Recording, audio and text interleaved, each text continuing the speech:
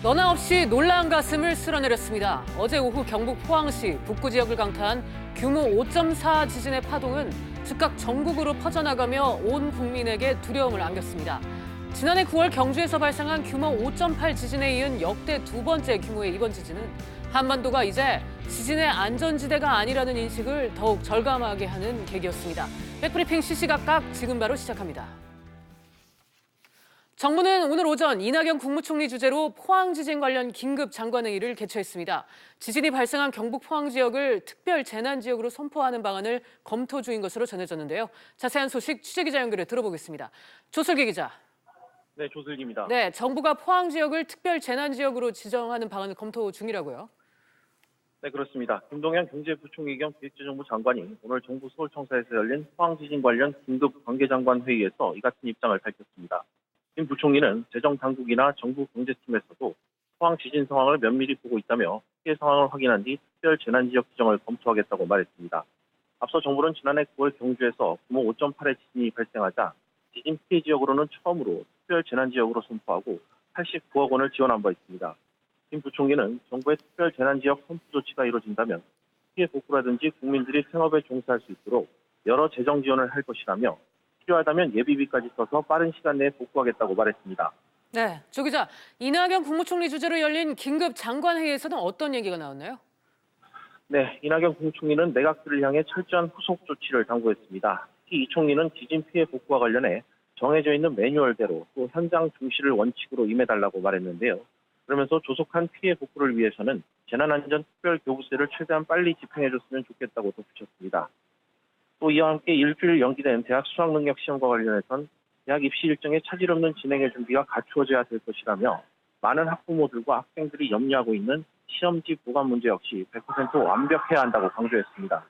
이 총리는 이와 함께 원정과 그 관계기관들은 상황이 완전 종료될 때까지 비상 대비태세를 유지해달라며 원전 인근 주민들이 불안감을 느끼지 않도록 소통하는 데 최선을 다해달라고 당부했습니다. 지금까지 SBS CNBC 조수길입니다. 네, 어제 오후 경북 포항에서 발생한 지진으로 전국이 걱정과 우려의 밤을 보냈습니다. 지진 여파로 대학 수학능력시험이 일주일 연기되면서 더욱 혼란스러운데요. 자세한 내용 알아보겠습니다. 이대종 황임효 기자 나와 있습니다. 어제 이 규모의 5.4의 지진은 역대 두 번째 규모였는데 체감 진동은 훨씬 컸던 것 같아요. 이 기자, 먼저 이 현재 포항 상황은 어떤가요? 네, 현재까지 파악된 피해 상황부터 먼저 보고를 드리면요. 먼저 중상 2명을 포함해 50여 명이 지금 다쳤습니다. 건물 외벽이 무너지거나 금이 가고 유리창이 깨지는 등 시설 피해도 막심했는데요.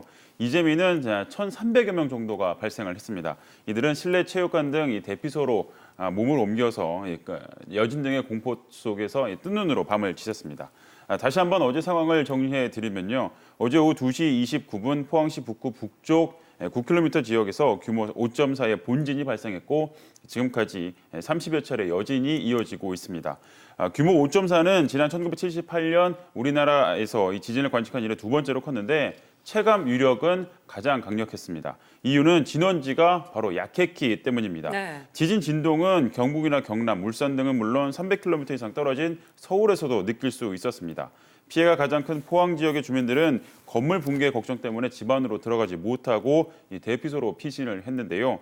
서울 강남에 위치한 20층 높이의 이 사무실에서 근무했던 한 시청자는 건물이 좌우로 흔들려서 공포를 느꼈다 이렇게 전하기도 했습니다. 네, 진원지가 얕았기 때문에 피해가 컸다 이렇게 설명을 했는데 네. 얼마나 약했길래 이 체감 위력이 큰 건가요? 지난해 9월에 일어났던 경주 지진의 진원지는 약 15km였는데요. 이번 포항 지진은 진원지의 깊이가 9km에 그쳤습니다. 그만큼 지표면에 가깝다 보니까 진동의 위력이 훨씬 더 배가 됐던 건데요. 지진의 위력은 경주에서 발생한 지진 규모가 5.8로 이번 포항 지진 5.4보다는 훨씬 더 강력했습니다.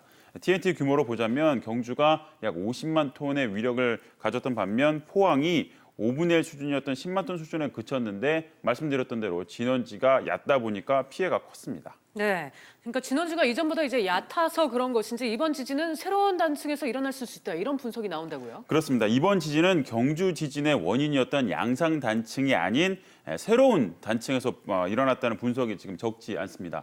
이 때문에 한반도에 위치한 양산 단층 이외에도 규모 5.0 이상의 지진을 일으킬 수 있는 또 다른 단층이 있는 것 아니냐 이런 전망이 지금 나오고 있는데요.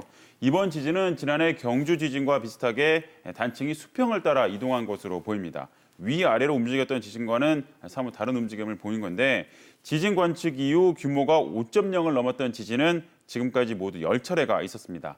아시다시피 가장 최근에 있었던 지진은 지난해 9월 경주에서 발생한 5.8 규모의 지진이었습니다. 네, 이번 지진 여파로 2018학년도 대학 수학 시험도 연기가 됐는데 사상 초유의 사태죠. 그렇습니다. 이번 포항 지진의 여파로 내년도 수능이 일주일 연기가 됐습니다. 네. 당초 오늘 시행할 예정이었던 수능 시험이 일주일 뒤인 오는 23일로 연기가 된 겁니다. 지난 1993년 수능이 도입된 이후 24년 만에 처음 있는 일인데요. 정부가 포항 지역 14개의 시험장을 전수조사한 결과 10개 학교에서 크고 작은 피해가 발생했기 때문입니다. 이 지역 수험생 안전과 시험 시행의 이 공정성 그리고 형평성 또 본진 이후에 발생할 수 있는 여진까지 감안한 결과로 보입니다. 그렇군요. 그렇다면 앞으로 이제 각종 수능 일정이 줄줄이 차질을 빚겠네요. 그렇습니다. 당장 12월 6일로 예정된 수능 시험 성적 통지일이 늦춰질 것으로 보입니다. 날짜야 이미 정해져 봐야 알겠지만 이렇게 되면 12월 30일부터 내년 1월 2일까지 진행될 예정이었던 4년제 대학 정시 모집 원서 접수도 예정대로 진행되기 어려울 것으로 보입니다. 또 수능 직후 예정된 대학 입학 전형 일정도 조정이 불가피해 보이는데요. 당장 이번 주 주말로 예정이 됐었던 각 대학의 수시, 논술 전형도 약 일주일 정도 늦춰질 가능성이 커졌습니다. 일단 수능 시험장으로 쓰일 예정이었던 학교들은 예정대로 오늘 휴교를 하고요. 지진이 발생한 포항 지역은 전체 학교가 이틀 정도 휴교를 할 예정입니다. 네, 사실 오늘 출근 시간이라든지 은행 영업 시간이 이미 조정이 됐었는데 이 부분은 그대로 유지가 되고 있죠. 그렇습니다. 기존에 공지됐던 대로 은행은 영업 시간이 오늘 오전 10시부터 오후 5시까지 이루어질 예정이고요.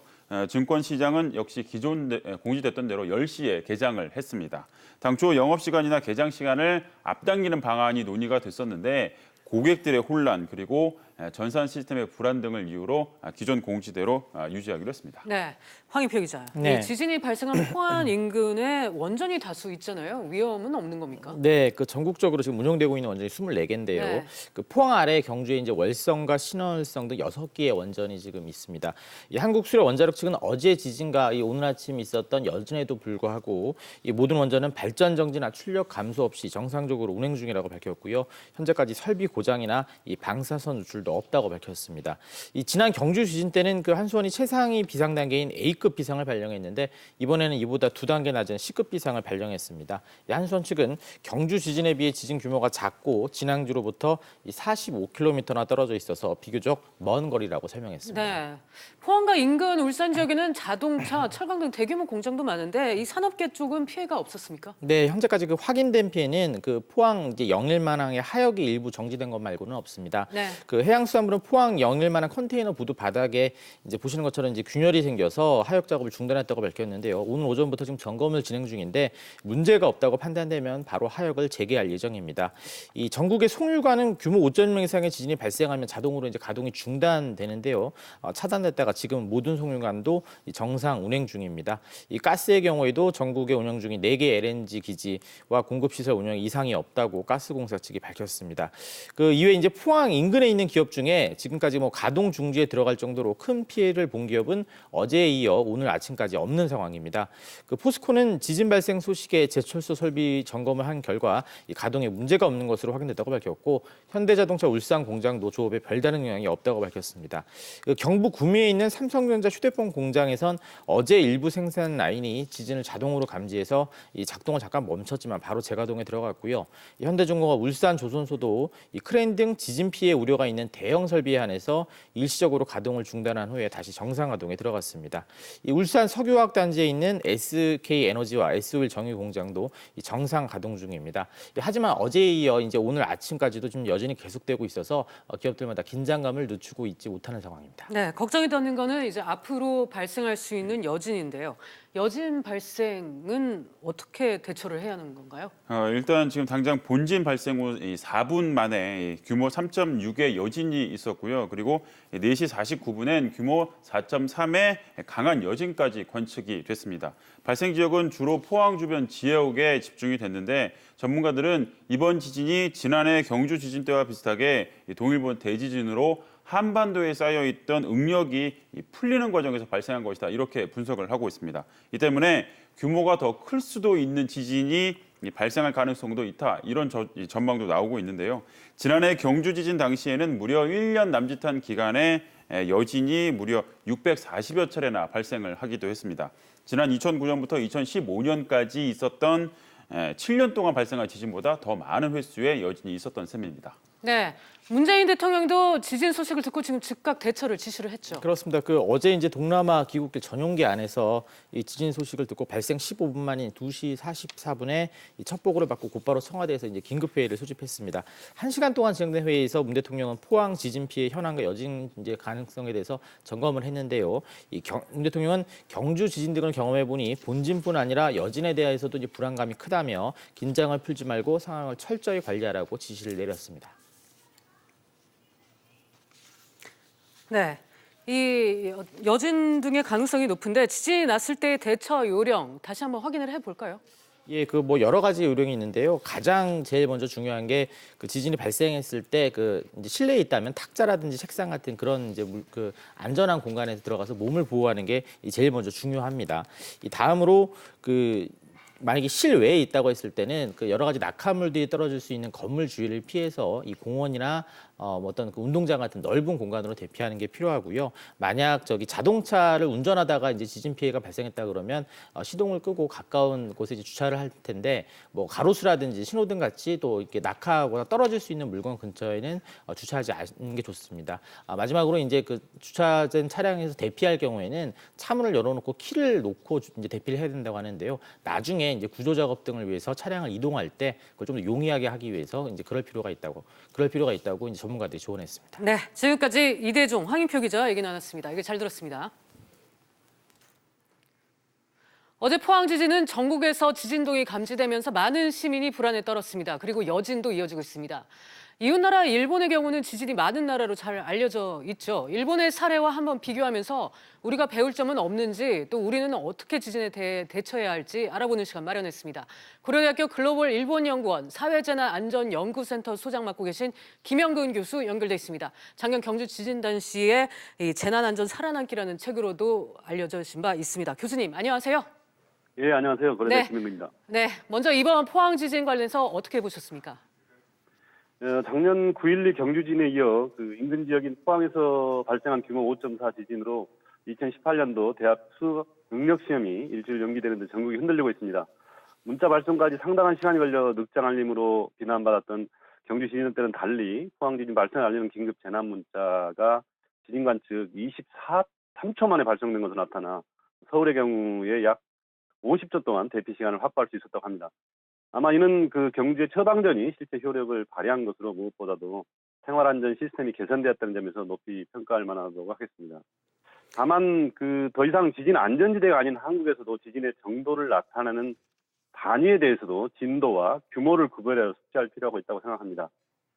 지진 에너지의 규모를 나타내는 매그니튜드 M과는 달리 일본의 경우 체감 지수를 나타내는 진도 개념을 도입하여 9단계로 나누어 사용하고 있습니다. 실제로 자신이 있는 장소는 얼마나 흔들렸는지를 나타내는 척도가 바로 진도입니다. 경주 지진보다 규모는 더 작지만 진동을 더 크게 느껴진 것도 이와 관련되어 있는데요. 하루빨리 한국형 진도 개념을 개선하여 실제 지진 재난 상황에 대비했으면 좋겠습니다. 네. 특히 11, 15 포항 지진은 경주 지진에 이어 역대 2위의 위력이라고 하지만 그 파급력은 이상이 될 것으로 생각합니다. 무엇보다도 지대한 관심을 갖고 대응해 나간다면 진정한 안전문화를 구축하는 계기가 될 것으로 생각합니다. 네, 어제 전국에 걸쳐서 이제 많은 시민들이 지진을 실제로 느꼈습니다. 저도 어제 이제 사무실에서 느꼈는데 당황스러운 건 지진이 일어났을 때 어떻게 행동해야 하는지를 일단 모른다는 데 있는 것 같습니다. 예를 들어 이제 어느 정도의 진동을 느꼈을 때 대피를 해야 하는지, 지진 중에 엘리베이터에 있거나 하면 어떻게 행동해야 하는지 이런 거 말이죠. 상황에 따라 다르다고 할 수 있겠지만 지진이 됐을 때 건물 위로부터의 광고물이나 기와 등의 낙하물 또는 교통사고 위험이 있기 때문에 곧바로 밖으로 뛰어나가지 않는 것이 기본적인 원칙입니다. 다만 실제로는 때와 경우에 따라 다르다고 할 수 있겠습니다. 예를 들어서 일본의 경우에서는 오래된 목조 가옥의 1층에 있을 때는 예전에 어떤 진동을 느꼈다 하면 곧바로 밖으로 대피하는 것으로 알려져 있습니다만은 이는 1995년 한신 아와지 대진에서 발생할 당시 건물들이 절반이 붕괴되었고 또한 6,500명의 사망자 중에서 대다수가 압사했으며 아마 목조 가옥이 붕괴되어 목숨을 앗아갔다는 데 기인하고 있다고 보겠습니다. 예를 들어 영화관, 극장, 노래방이나 지하철, 고속도로, 슈퍼마켓 등에서 이 상황별 지진 대책을 파악해 두는 것이 굉장히 중요한데요. 그 질문하신 엘리베이터에 갇혔을 경우에 과연 어떻게 해야 될지 너무나 당연한 행동 요령이기에 한 번도 재난이 일어났을 경우를 상정해 보지 못한 시민들에서는 금방 답하기 어려울 수도 있습니다.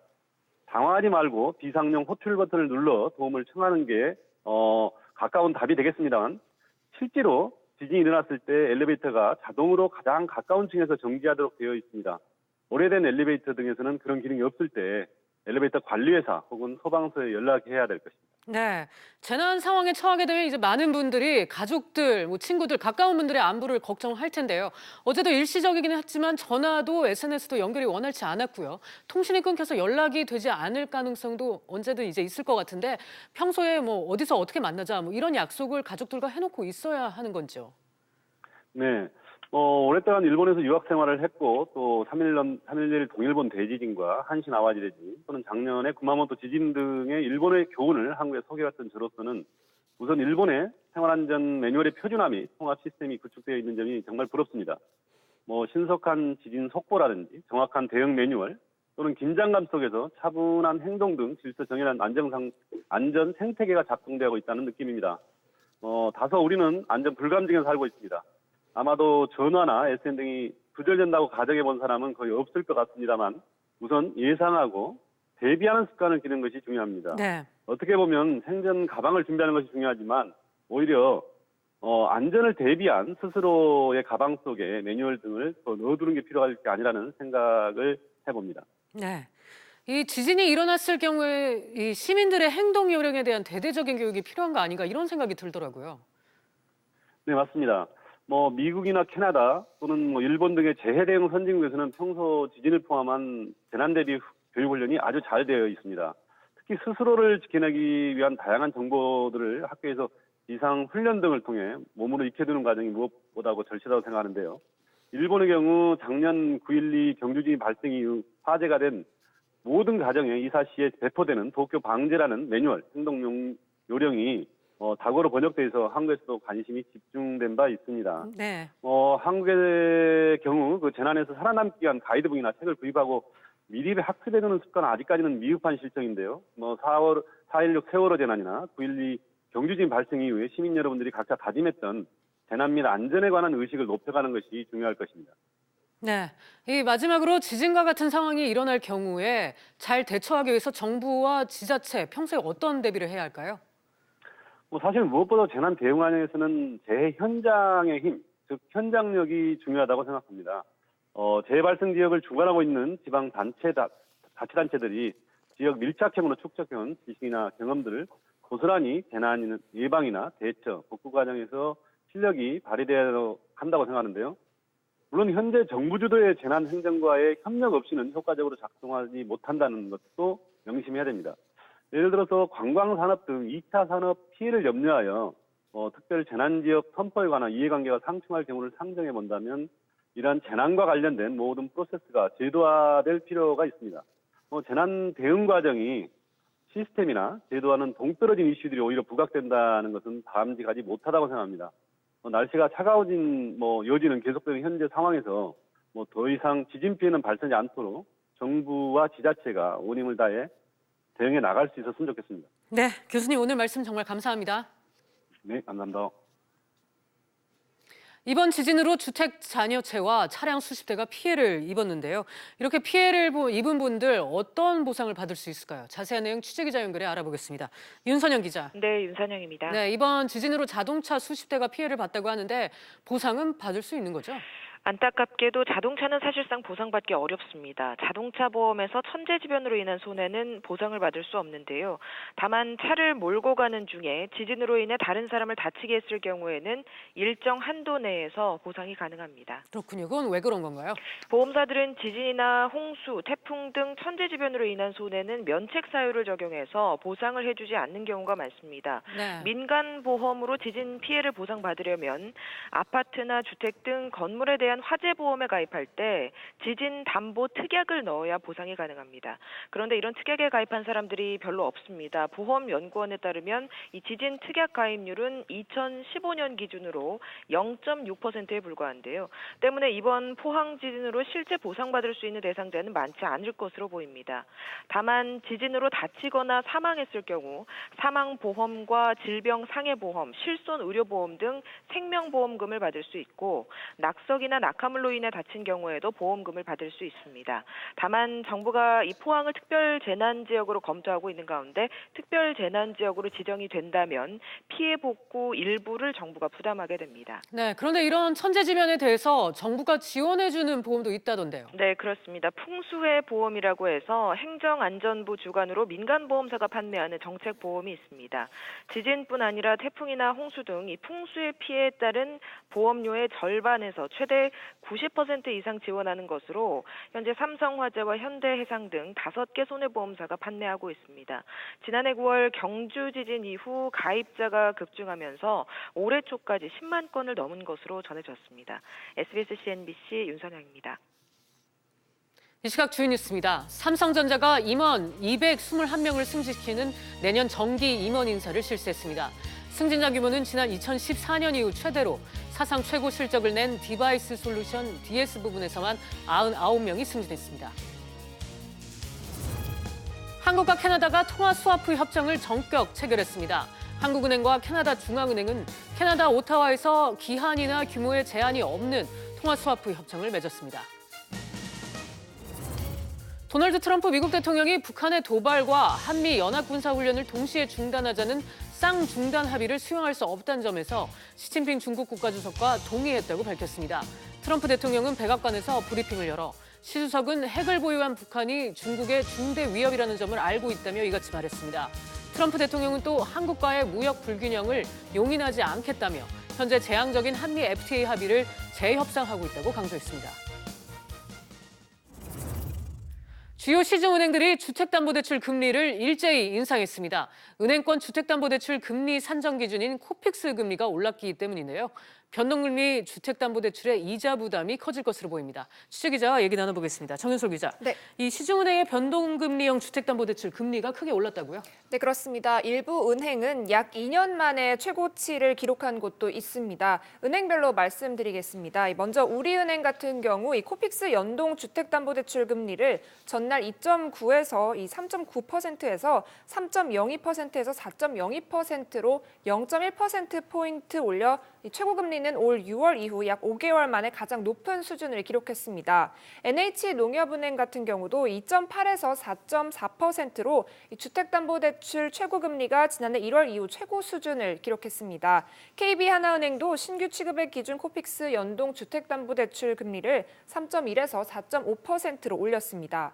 이 외에도 국민은행과 신한은행 등도 변동금리형 주택담보대출 금리를 일제히 올렸습니다. 네, 그럼 정 기자, 그렇다면 이 금리 상승의 원인은 어떻게 봐야 할까요? 일단 주택담보대출 금리 산정 기준인 코픽스 금리가 크게 올랐기 때문입니다. 올 10월 신규 취급액 기준 코픽스는 1.62%로 9월보다 0.1%포인트 올랐습니다. 신규 취급액 기준 코픽스는 전달에 0.5%포인트 오른 데 이어 2개월 연속 상승세를 이어갔는데요. 이 잔액 기준 코픽스 역시 1.62%로 전달보다 0.01%포인트 올랐습니다. 가파른 금리 상승세로 잔액 기준 코픽스와 신규 취급액 코픽스 수준이 같아진 것을 확인할 수 있습니다.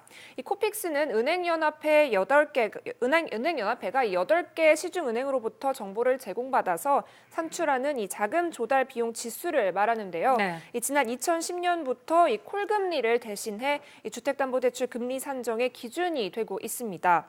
오는 11월 30일 예정되어 있는 이 한국은행의 금통위에서 이 이 11월 기준금리 인상을 염두에 두고 이 10월에 시장금리가 급등했던 것을 반영한 것이다라는 평가도 있는데요. 이 금리 상승세 역시 계속 이어질 것이라는 전망이 나오고 있습니다. 네.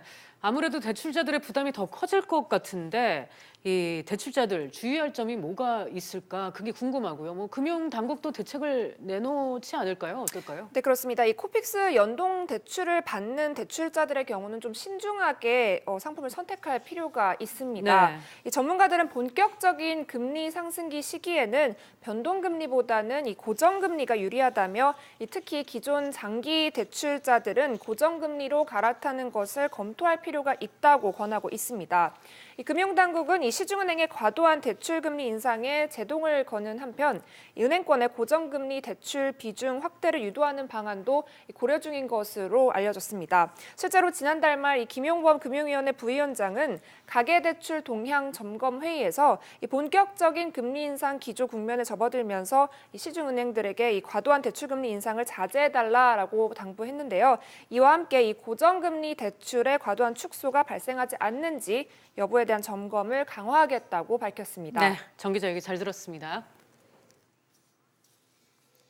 부산에서는 오늘 국내 최대 게임쇼 지스타가 개막했습니다. 최근 게임 산업에 대한 관심이 높아지면서 매년 최대 관람객 기록을 갈아치고 있는데요. 올해 주목할 점은 뭔지 현장에 나가 있는 취재기자 연결해 알아보겠습니다. 이광우 기자, 올해 지스타의 특이한 점 뭐가 있을까요? 네, 지금 제 뒤쪽을 보시면 컴퓨터들이 많이 줄지어 있습니다. 게임쇼에 컴퓨터가 있는 게 뭐가 그리 특이한가 싶으시죠? 그런데 이렇게 많은 컴퓨터가 자리한 것은 예년과 좀 다른 풍경입니다. 지난해만 해도 이곳 전시장에 깔린 주요 기기들은 스마트폰과 VR이었습니다. 실제 제가 서 있는 이 부스를 차린 게임사는 지난해에는 온라인 게임보다 모바일 게임을 많이 발표했다가 올해 들어서 온라인 게임의 출시 비중을 좀 높였습니다. 국내 게임 산업 규모는 지난해 이미 10조 원을 넘겼고 수출 규모도 3조 5천억 원이 넘을 정도로 큰 산업이 됐습니다. 하지만 그 성장세 대부분은 모바일에서 이루어졌고 PC게임은 사양 산업이라는 인식이 많았습니다. 그랬던 PC게임이 부활하는 것 아니냐는 전망이 나오고 있습니다. 네, 이 기자, 지금 세계에서 제일 인기 있다는 국내 게임 배틀그라운드도 PC게임이죠? 네, 이쪽으로 오시면 그 배틀그라운드가 차려있는 게임 부스가 있는데요. 역시 PC게임인 만큼 이에 전시 현장에도 PC들이 많이 줄여져 있는 모습입니다. 이곳에서는 아시아 7개 국가에서 참석한 배틀그라운드 대회의 결승전도 열릴 예정입니다. 올해 지스타에는 이런 국내 기업 외에도 35개 국가에서 게임사 670여 곳이 참여하는 등 규모 면에서도 역대 최대를 기록했습니다. 지금까지 부산 덱스코 지스타 전시장에서 SBS CNBC 이광호입니다. 고용시장이 좀처럼 살아나지 않고 있습니다. 취업자 증가폭이 20만 명대로 떨어진 데다 청년 실업은 갈수록 악화되는 양상입니다. 해법은 없을까요? 유용아 시사평론가 모시고 얘기 나눠보겠습니다. 평론가님 어서 오세요. 네, 안녕하십니까. 네, 네. 취업자 수가 이제 2달 만에 20만 명대로 떨어졌는데 이 네. 배경 어떻게 봐야 할까요? 그 8월 달에는 21만 2천 명이다가 네. 9월 달에 상당히 그 폭이 가팔랐어요. 31만 4천 명으로 상승했다가 10월 달에 이제 다시 20만 명으로 떨어졌는데 9월 달에 31만 4천 명으로 늘어났다라는 것은 지난 7월 20일 날 추경이 통과되지 않았습니까? 네. 물론 야당의 반대로 상당히 삭감됐지만은 그 당시에 그 기재부에서는 이걸 추석 전에다 70% 이상 예산을 쓰겠다. 실제로 뭐 경찰이라든가 군 부사관이라든가 근로감독관 이런 부분들이 좀 일정 정도 반영됐다라는 게 있고요. 그리고 민간 기업도 이제 이 9월 달에 취업이 상당히 많이 되지 않습니까? 신규 사원들. 네. 이런 부분들이 9월 달에 이제 반영이 됐는데 10월 달에는 이런 부분들의 반영률이 이제 약해지니까 아마 20만 명대로 떨어진 것이 아니냐. 네. 이렇게 뭐 예상 분석할 수 있을 것 같습니다. 네. 예. 정부는 인구 구조의 문제를 들던데요. 그 설명 혹시 보셨습니까? 네, 인구 부분에 있어서도 결국은 이제 이 청년들의 우리가 이제 출산율이 저하되면서 네. 청년들의 출산 인구 증가도 사실상 그 전체 퍼즐에서 이제 줄어들고 있지 않습니까? 이런 측면도 우리가 간과할 수 없는 거죠. 네. 그렇기 때문에 인구 그 통계를 보면은 결국 이제 이 중장년층들이 비대해지면서 그러나 이제 지금 이제 출산이 워낙 저하니까 청년들이